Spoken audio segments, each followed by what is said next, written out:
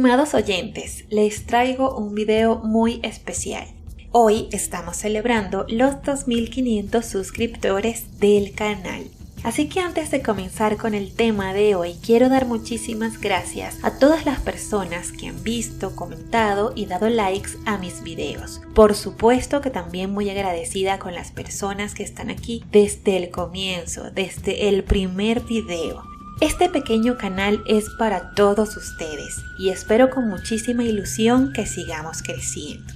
Y bueno, ahora sí, el tema de hoy es una recopilación de 10 pequeñas biografías de personajes que existieron hace casi 500 años y que hasta hoy son considerados próceres indígenas.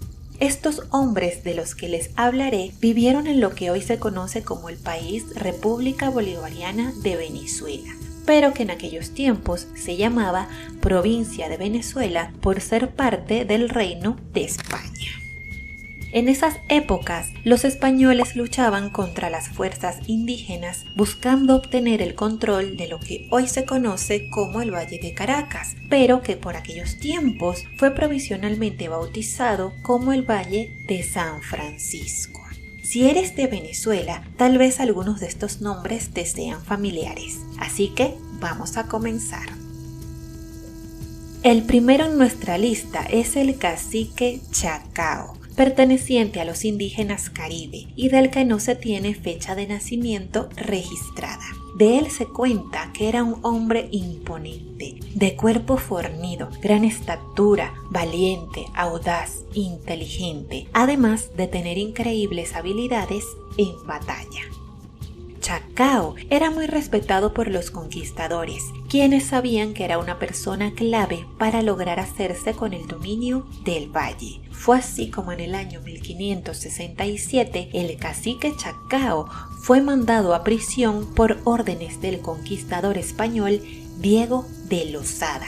El encargado de llevar a cabo dicha tarea fue el capitán Juan Gámez. Sin embargo, luego de unos días, Chacao fue puesto en libertad y se especula que bajo las órdenes del mismo Diego de Lozada, quien con este acto libertador pretendía ganarse la confianza del cacique.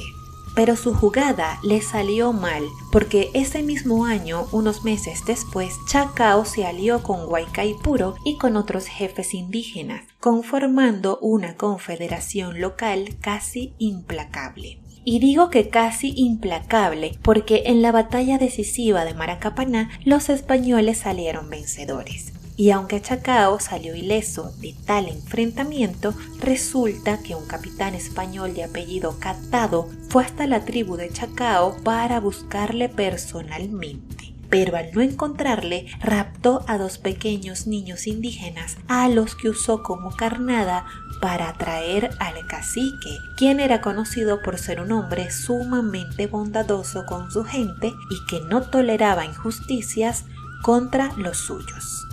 Por supuesto que Chacao mordió el anzuelo y se adentró en horas de la noche al campamento enemigo. Sin piedad, atacó a todo aquel que se interpusiera en su camino, logrando rescatar a los pequeños, pero siendo herido gravemente. Se cuenta que luego de esta hazaña, el gran cacique se desplomó sobre la tierra y no volvió a levantarse.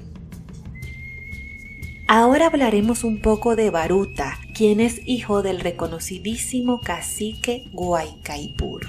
Del cacique Baruta no se tiene fecha de nacimiento ni de fallecimiento registrado. Lo que sí se sabe es que era parte de la tribu Mariche y que participó con bravura y determinación en las diferentes batallas que se produjeron por el control del Valle de Caracas, siendo parte del grupo de caciques que unieron fuerzas contra los españoles.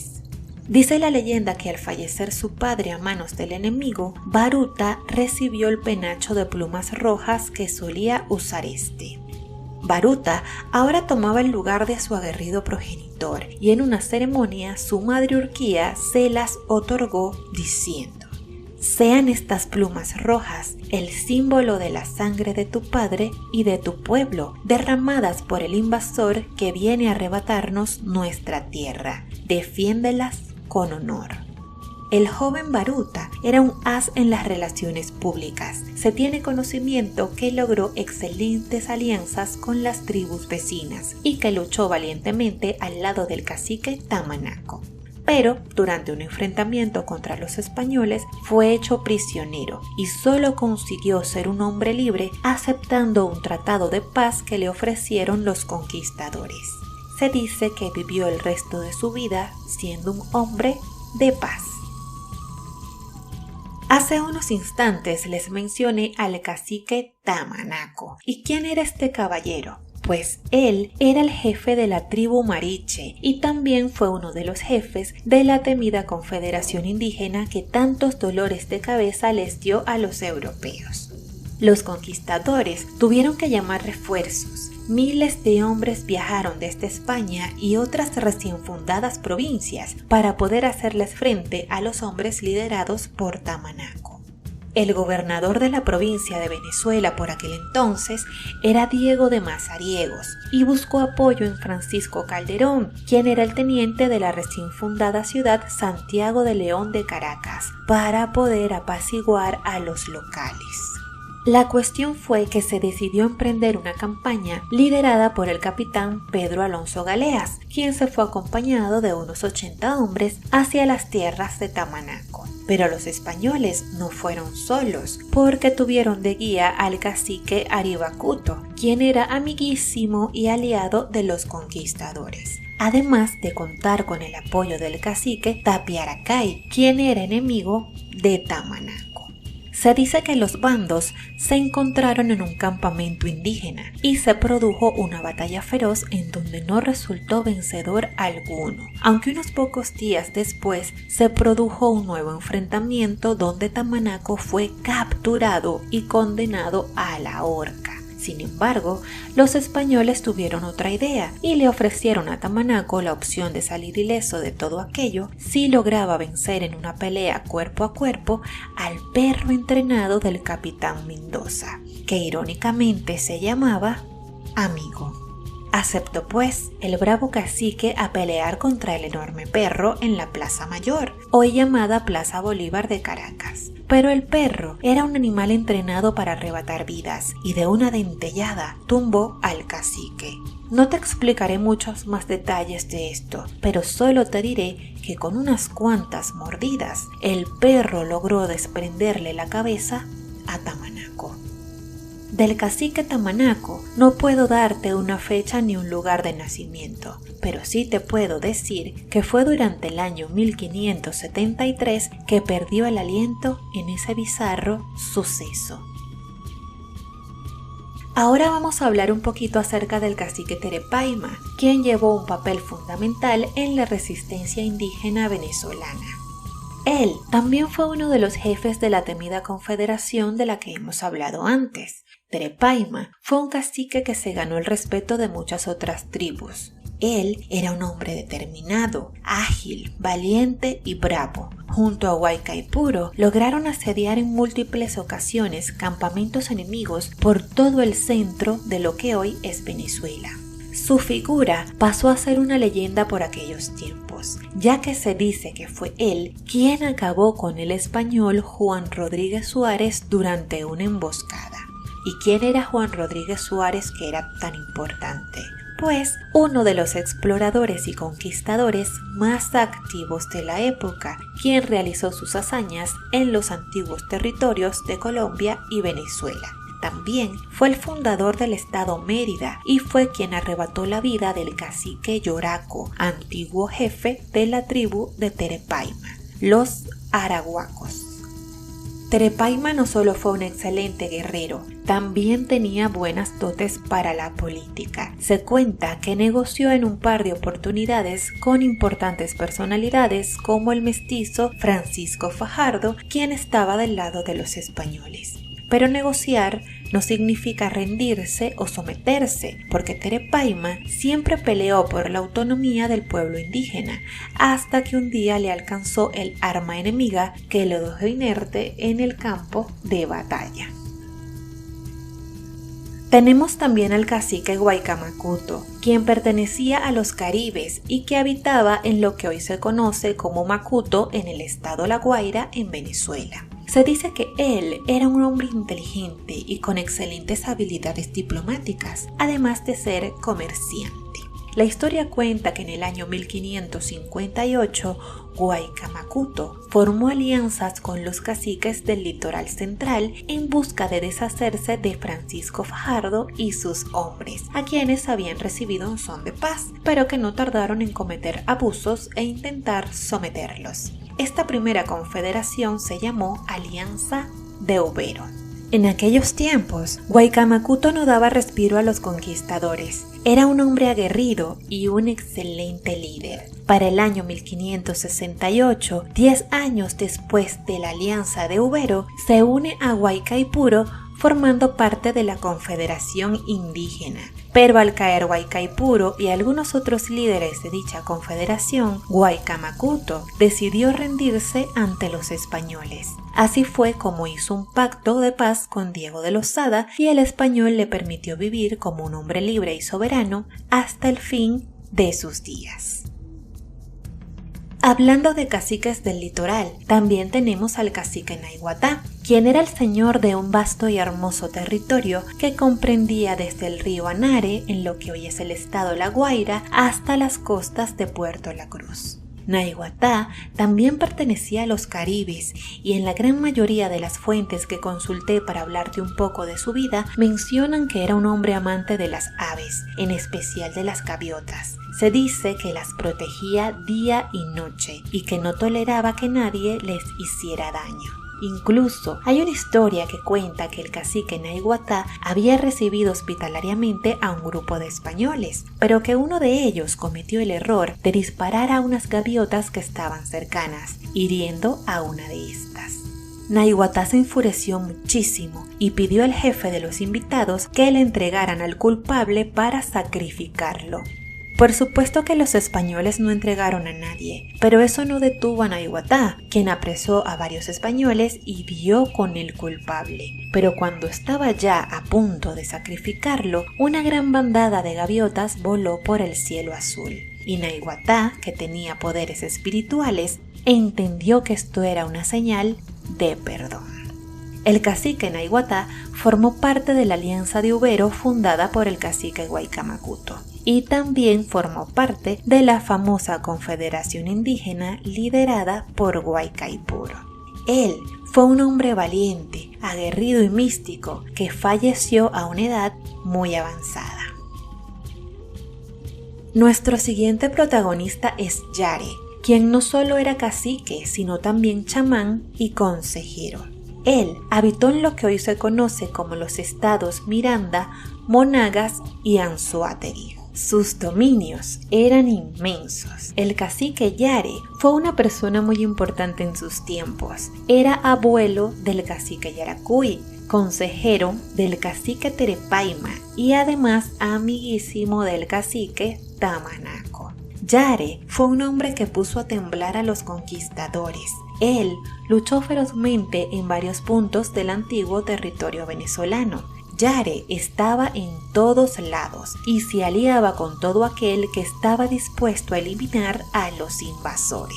De él se cuenta que es la figura principal en las luchas que se produjeron por los dominios de lo que hoy se conoce como los valles del Tuy. Como te comenté antes, Yare era muy amigo del cacique Tamanaco y cuando se enteró del fallecimiento de este a manos de un perro, juró vengar a su amigo. La leyenda cuenta que Yare logró conseguirlo al enterarse de que el capitán Mendoza y su perro llamado Amigo se encontraban en las cercanías del río Tuy en el actual estado Miranda. Acudió pues nuestro protagonista al sitio y en un parpadeo degolló al capitán y al perro. Sus cabezas fueron enviadas como regalo a la familia del cacique Tamanaco. Mucho luchó Yare en aguerridas batallas y buscó las maneras para liberar a los indígenas de la conquista europea. Se cuenta que un día Yare había convocado una reunión de caciques para formar una nueva alianza y atacar cuanto antes, pero en ese momento lo alcanzó el fuego de los enemigos. Hace unos minutos te mencioné al cacique Yaracuy, a quien le daremos un espacio en este video. Yaracuy está envuelto en un misterio que tal vez no se resuelva nunca, y es que importantes escritores y cronistas niegan tajantemente su existencia al casi no haber registros históricos con su nombre. Si era una persona tan importante, ¿cómo es que no aparece su nombre por ningún lado? Yaracuy no está registrado en ningún documento de la época y tampoco es mencionado por los conquistadores en sus diarios, así que hay quienes dicen que no existió, pero hay otros que afirman que sí vivió y que era un hombre con un linaje envidiable.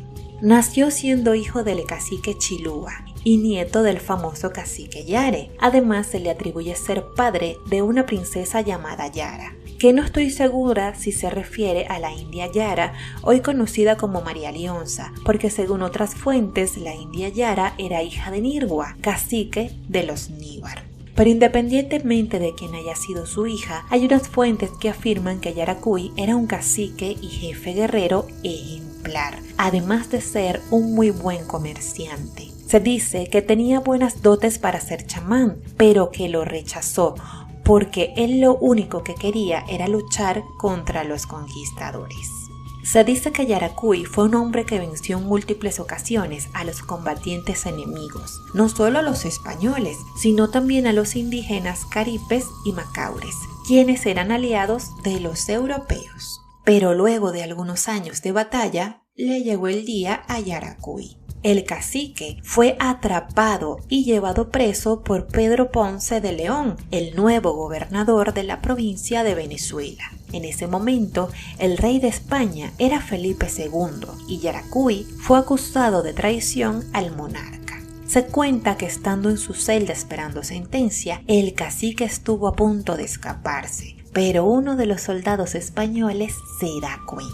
Los hombres protagonizaron una lucha en donde se hirieron mutuamente y de manera letal. Según unas fuentes, las palabras finales de Yaracuy fueron: «Voy a morir, la suerte me abandonó, pero solo no he de ir porque alguien me acompaña». Mientras que otros autores dicen que exclamó: «Muero, pero no muero solo», refiriéndose a su carcelero. Continuando con nuestros personajes de hoy, les hablaré un poco acerca del cacique Maracay. Fíjense que de Maracay tampoco hay registros de aquellos tiempos que den fe de su existencia. Pero a pesar de ello, algunos historiadores dicen que gracias a él es que hoy se llama Maracay la capital del estado Aragua en Venezuela. Quienes aseguran su vida dicen que Maracay era parte de la tribu de los Aragua y que su nombre viene de la palabra caribe Maracayá, que es el nombre de un hermoso y peligroso felino que habitaba la zona en esa época. Maracay era un hombre que daba miedo. Tenía un cuerpo compuesto por una gran musculatura. Su fuerza era impresionante y por si no era suficiente, hay fuentes que dicen que su rostro era feroz. Graciosamente también leí en algún sitio que era bastante feo. Se cuenta que Maracay protagonizó un enfrentamiento con el conquistador Juan Rodríguez Suárez, aquel que mencionamos anteriormente cuando hablamos del cacique Terepaima. Se dice que Maracay aplastó a Rodríguez Suárez, quien se vio obligado a huir a su campamento. Pero luego de esta victoria, Maracay fue traicionado por uno de sus hombres, quien le quitó el aliento mientras el cacique se encontraba dormido. Para finalizar ya con esta recopilación de biografías, vamos a conversar sobre el cacique Manaure. Él fue el jefe de los Caquetíos, un pueblo indígena que habitaba en lo que hoy se conoce como el estado Falcón de Venezuela y que se lograron extender hasta las islas conocidas como Aruba, Curazao y Bonaire. Manaure era una persona sumamente adorada por su pueblo. Se le atribuían poderes mágicos, además de que creían que él era el creador de los fenómenos naturales. Manaure era algo así como un dios en la tierra. Se dice que era guapo y que sus gentes lo transportaban a todos lados en una hamaca adornada. Al enterarse de la llegada de los conquistadores, Manaure envía de inmediato unos emisarios hasta la isla de Aruba, quienes tuvieron contacto con el español Juan Martín de Ampiés. quien más adelante se convertiría en gobernador de la provincia de Venezuela y fundador de la ciudad de Coro. Juan Martín y Manaure lograron conseguir buenas relaciones diplomáticas, y es que se dice que Manaure era un hombre sumamente inteligente y de palabra. De hecho, existen unos escritos del poeta español Juan de Castellanos que hablan muy bien del cacique. Decía: «Fue Manaure, varón de gran momento, de claro y de sagaz entendimiento. Tuvo con españoles obras blandas, palabras bien medidas y ordenadas. En todas sus conquistas y demandas, temblaban de él las gentes alteradas. Jamás palabra dio que la quebrase, ni cosa prometió que no cumpliese». Las buenas relaciones que había conseguido Manaure con los conquistadores españoles se fueron al caño cuando el rey de España, Carlos V, le cedió a los alemanes la administración de la provincia de Venezuela. Al llegar los alemanes al territorio venezolano, comenzó una importante despoblación indígena, además del irrespeto por la paz que se había pactado. Manaure fue encarcelado al reclamar por unas canoas que eran de su propiedad y que habían sido robadas por los alemanes. Posteriormente fue liberado gracias a la intervención de su ex aliado Juan Martín de Ampiés, pero fue expulsado de sus tierras. Se cuenta que en el año 1549 se produjo el fallecimiento de Manaure en la ciudad del Tocuyo, mientras combatía contra los conquistadores. Y hasta aquí llegamos hoy con la recopilación de biografías de los caciques más importantes de la resistencia indígena venezolana. Próximamente estaré subiendo la continuación de este video, en donde conoceremos la vida de los caciques Yoraco, Catia, Urimare, Tiuna, Paramaconi, Mara, Paramacay, Maiquetía, Apacuna y Guaycaipuro. Así que las personas interesadas en este contenido activen su campanita de notificaciones. Hoy quiero enviar un saludo a todas las personas que nos miran desde Lima, Quito, Trujillo, Arequipa, Caracas, Valencia, La Paz y Ciudad de México. Gracias a todos ustedes por quedarse hasta el final y ya será hasta el próximo video.